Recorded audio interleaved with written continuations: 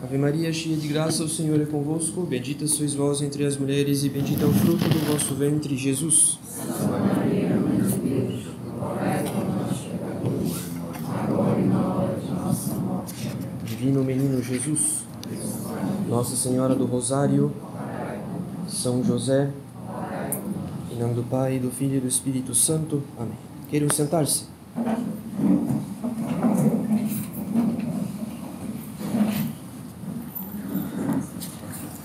Vou fazer com que se levantem contra ti males vindos de tua própria casa.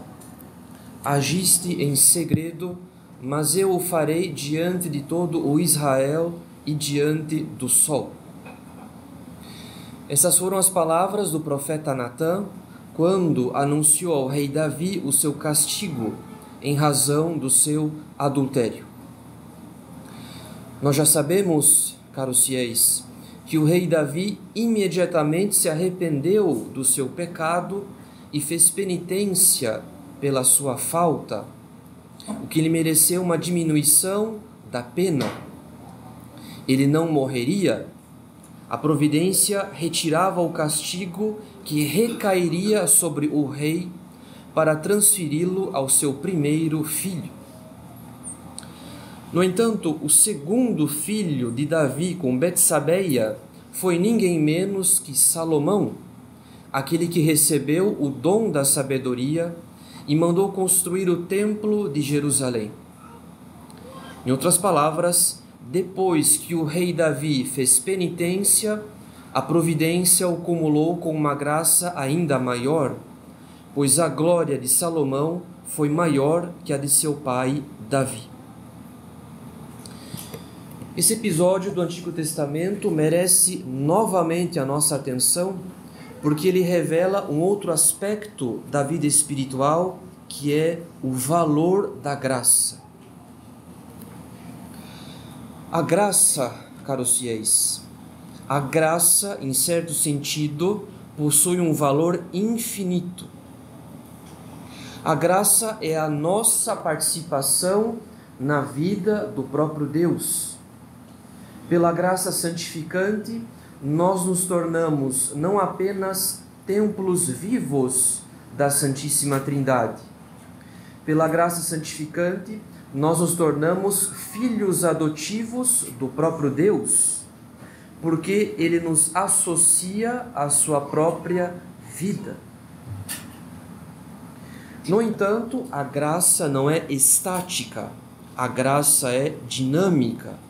Ou seja, ela pode progredir, ela pode crescer em nossa alma.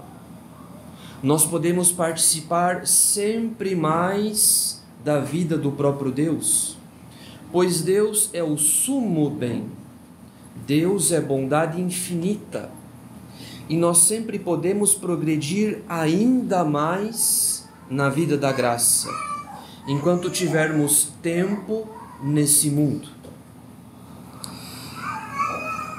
Isso quer dizer que existe uma lei na vida espiritual, ou seja, pouco importa onde estejamos na vida interior, a graça sempre tende ao seu crescimento, a graça sempre tende a um novo progresso, e todo progresso na graça nos prepara e nos torna aptos a um novo progresso na graça. É por isso que na parábola dos talentos, o servo infiel perde o único talento que tinha recebido porque o empregou mal. Em compensação, o que tinha 10 talentos, porque multiplicou os 5 que tinha ganhado, esse servo também recebeu o talento que foi arrancado do que tinha apenas 1. Diz o Evangelho: tirai-lhe este talento e dai-o ao que tem 10. Será dado ao que tem e terá em abundância. Mas ao que não tem, será tirado mesmo aquilo que julga ter. Esse versículo merece a nossa atenção particular. Será dado ao que tem e terá em abundância. Em outras palavras, caros fiéis, a vontade de Deus é o nosso progresso na graça. Toda a ação da providência na nossa vida visa apenas um objetivo, um único objetivo: dilatar a graça em nossa alma. Deus quer se dar a nós, e se uma alma lhe corresponde, Ele age com ainda mais generosidade para que ela corresponda ainda mais. Além disso, à medida que a graça aumenta em nossa alma, o nosso amor pelos bens sobrenaturais também aumenta. E nós nos sentimos inclinados a procurar mais e mais a graça divina. Portanto, a graça sempre tende ao seu crescimento. A graça sempre tende ao seu progresso. Essa é a vontade de Deus, como diz São Paulo na Epístola aos Filipenses. Peço na minha oração que a vossa caridade se enriqueça cada vez mais, e vos torneis puros e irrepreensíveis, cheios de fruto da justiça. No entanto, a nossa experiência nos confirma que nós nem sempre procuramos o progresso da graça. Muito pelo contrário, nós acrescentamos muitos obstáculos ao progresso da graça em razão dos nossos apegos desordenados e dos nossos pecados. Ora, Deus sabe, nós não sabemos. Deus sabe o que Ele faria conosco se não houvesse nenhum obstáculo da nossa parte para o progresso da graça. Deus sabe que vida nós teríamos. Deus sabe em que grau de santidade nós estaríamos. Deus sabe todo o bem que nós poderíamos ter feito para o nosso próximo. Quem sabe quantas conversões nós teríamos suscitado em nossa família e nos ambientes que frequentamos. Em outras palavras, Deus sabe por que Ele nos escolheu para estarmos nesse mundo. Deus sabe qual é a nossa vocação, qual o lugar que nós somos chamados a ocupar na Jerusalém Celeste. Mas como nós muitas vezes deixamos de corresponder com a sua graça, em razão dos nossos apegos desordenados e dos nossos pecados, a providência suspende uma cadeia, uma série de graças que nós poderíamos ter recebido se fôssemos fiéis às graças que já recebemos.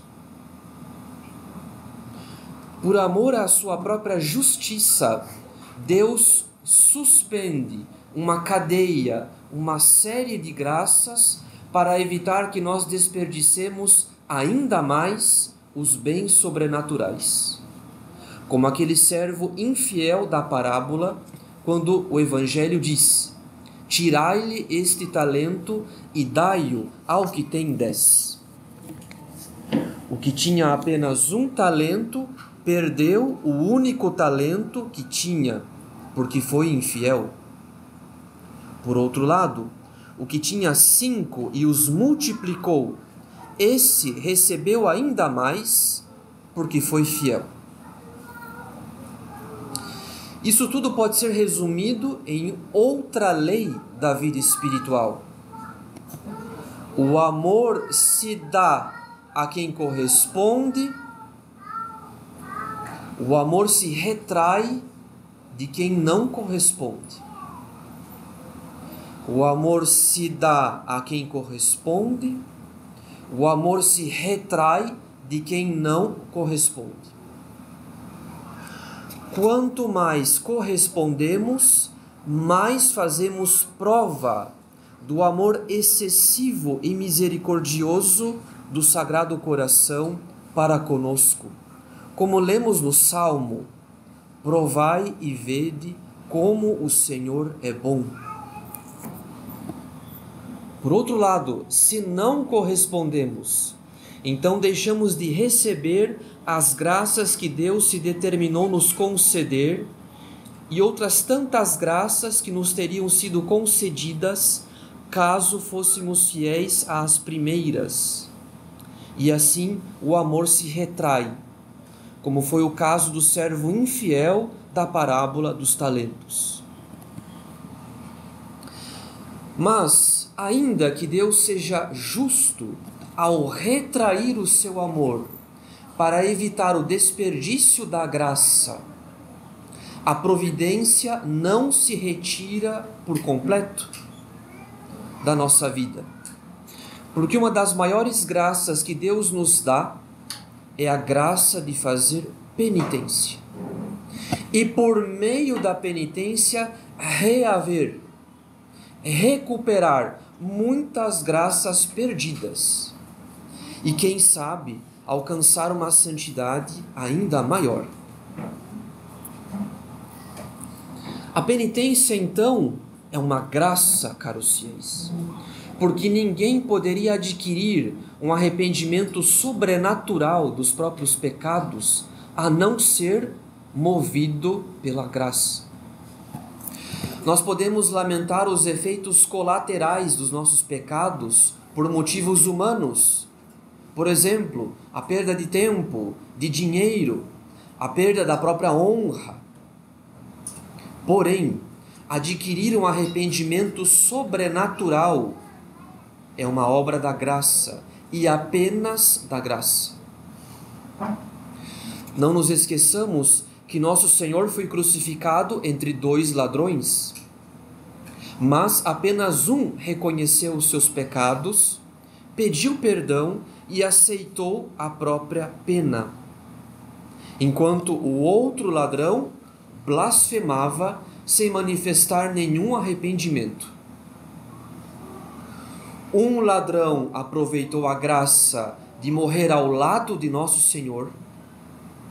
O outro desperdiçou essa última graça de fazer penitência na hora da morte. A penitência é uma graça não apenas porque Deus ilumina a nossa alma para que vejamos o mal que cometemos, o bem que desperdiçamos e a ofensa que praticamos contra o seu sagrado coração. A penitência é uma graça também por um outro motivo, porque Deus está disposto a sobrenaturalizar nossos miseráveis esforços para que participem dos méritos infinitos da paixão de nosso Senhor e assim se revertam para a remissão dos nossos pecados e das nossas penas. De nada adiantaria fazer penitência se não houvesse um decreto de perdão e de misericórdia por parte da providência. Então Deus quer a nossa penitência e por isso Ele sopra em nossa alma esse desejo de reparar, de pagar com obras de amor as obras do nosso desamor. Na verdade, caros fiéis, o motor do nosso progresso espiritual não é simplesmente o amor a Deus, e sim o amor que nasce do perdão. O motor do nosso progresso espiritual não é simplesmente o amor a Deus, e sim o amor que nasce do perdão.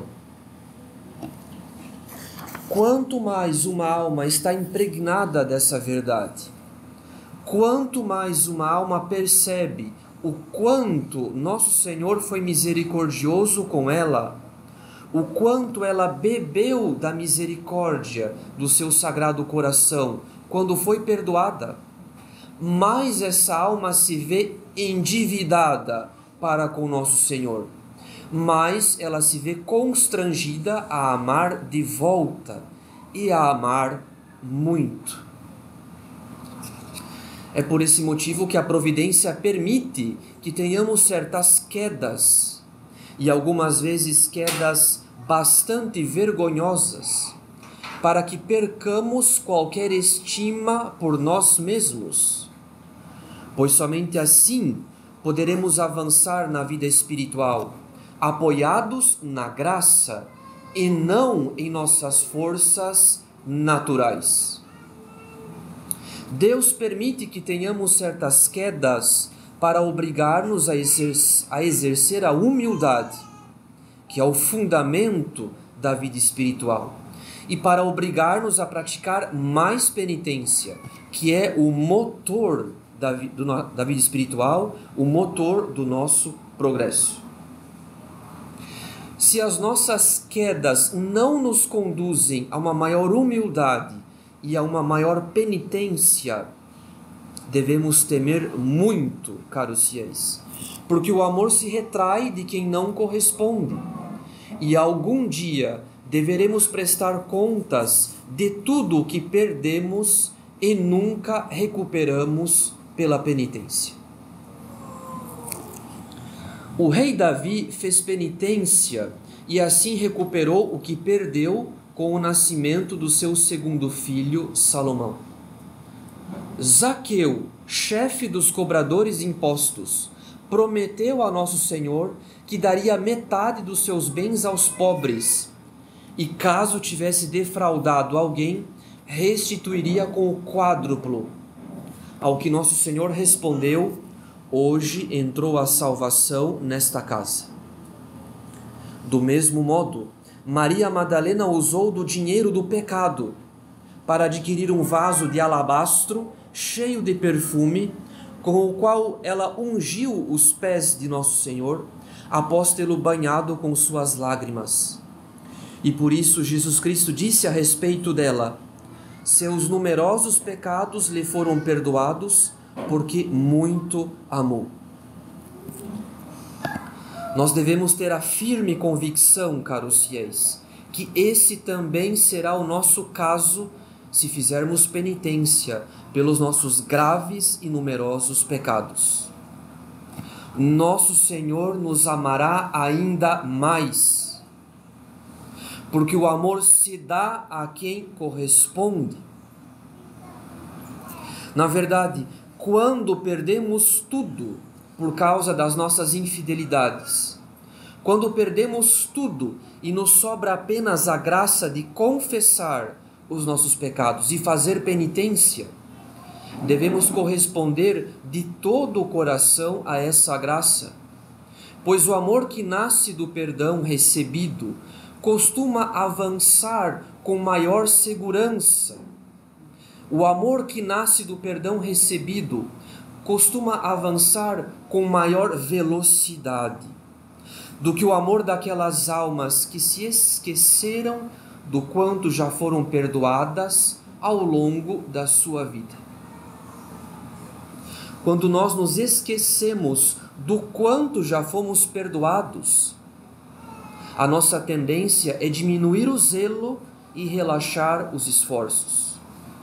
E assim caímos numa certa cegueira de espírito, própria de quem julga que já fez bastante e não precisa sofrer mais por amor a Nosso Senhor. Nunca nos esqueçamos, caros fiéis, Deus é generoso, Deus é bom para conosco. Nós é que não bebemos da sua bondade, da sua misericórdia, da sua doçura, porque não fazemos penitência.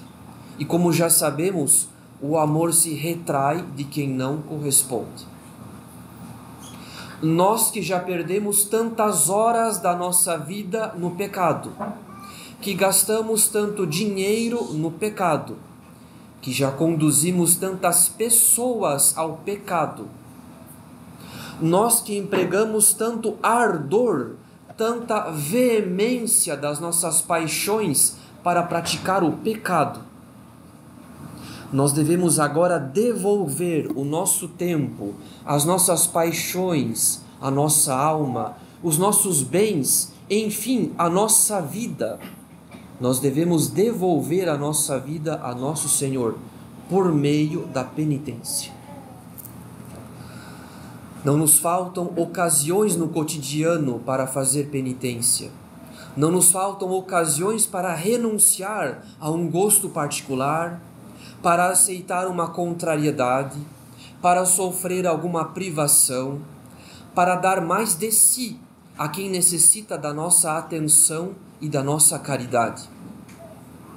O amor é inventivo, ou seja, o amor sempre encontra ocasiões para se dar mais. O que significa que uma alma que ama a nosso Senhor se recordará ao longo do dia de oferecer inúmeras pequenas obras como penitência pelos próprios pecados. Além daquelas obras maiores, que nós também podemos fazer com certa frequência. Por exemplo, rezar mais de uma vez o terço e quem sabe o rosário no dia, comungar mais, determinar-se a fazer abstinência de algum alimento ou de qualquer outra coisa pela qual temos um apego desordenado, como música, séries ou filmes, ou então as redes sociais. Se a providência ainda nos dá a graça de fazer penitência, é porque nosso Senhor não se esqueceu de nós. Ele nos chama, Ele nos quer de volta, mas nós não podemos retornar ao seu sagrado coração, senão pelo mesmo caminho que Ele usou para se dar a nós, que é o caminho da cruz. Não nos esqueçamos daquelas duras palavras de nosso Senhor: se não fizerdes penitência, todos perecereis. Em nome do Pai, e do Filho, e do Espírito Santo. Amém.